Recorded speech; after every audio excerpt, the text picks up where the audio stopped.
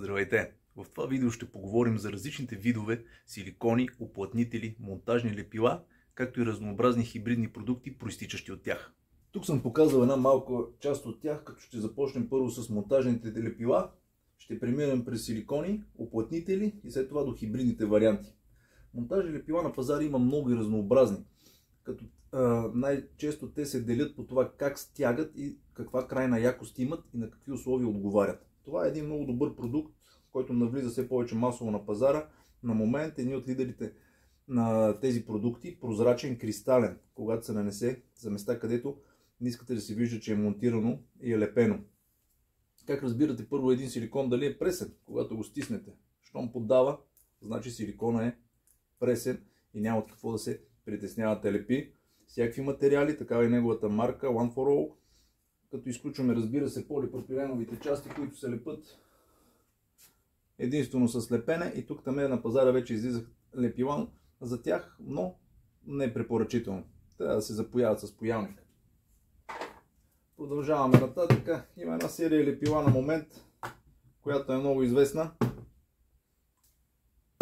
Ето тези три вида, като Express Fix много често се използва, защото има много добра крайна якост, бързо стягащ, 100 кг на метър квадратен е неговата издръжливост, бежов на цвят, трябва да го съобразите, когато тръгнете да лепите. Ацетонов разтворител има вътре, когато го нанасите ще ви мирише на ацетон, но пък този ацетон осигурява много бързо стягане на продукта. Имате може би минутка до 2 за корекция, когато нанесете материала, който ще лепите, защото после започва да се втвърдява и много трудно ще може да коригирате. Него го има в малък вариант, 75 грама. Като се затвори с капачката, може да се ползва изключително дълго време.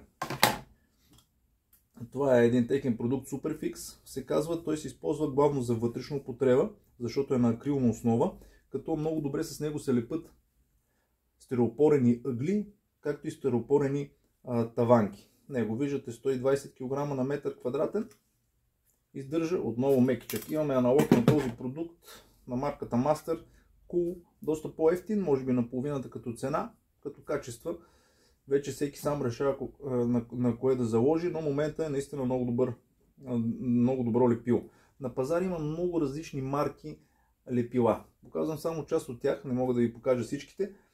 Както в случая Master, момент има на Bison, има на Sudal, има на Teka, изключително много на Würth, също имат много качествени продукти. Продължаваме с този вариант, това е ProfiFix.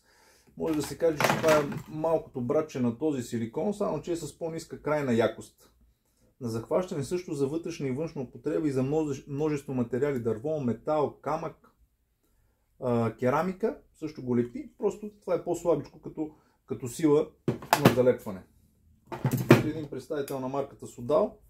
Течен пирон, прозрачен на цвят, защото много често като този си търси място, където да не се вижда, че е лепено, да не излезне отстрани, защото този, примерно, като вариант е бял, този е бежов, този е бял, пак на акрилна основа. Ето е тежката артилерия. Тук започваме. Всяка една марка, уважаваща себе си, има тъй нареченият течен анкер. Страхотно лепило. Това е за тежки монтажи. Както виждате и по картинката, може да си сложите антена с него, без да пробивате, без да слагате, без да дюбелирате всъщност. Вътре се слагат едни чорапчета. Напълва се с лепило, то миксира. И съответно се слага шпилка. Ето тя е показана, на която се завиват гайки. Имаме този вариант, който е подходящ за пистолет за силикон. Имаме и вече за по-тежки монтажи. Имаме, това е на марката, немската марка Бернер. Този беше на Сика. На Бернер вече не само той, а и доста други имат за тежки монтажи. Например, може да монтирате шпилки за захващане на мантинела на шосе. Затова се използва също на мантинела на мостове. Имат си определени квалификации, по които отговарят, и се нанася със специален пистолет. Те не става за пистолета за силикон. Този течен анкер. Тук завършваме първата част на нашето видео за силикони, уплътнители и монтажни лепила.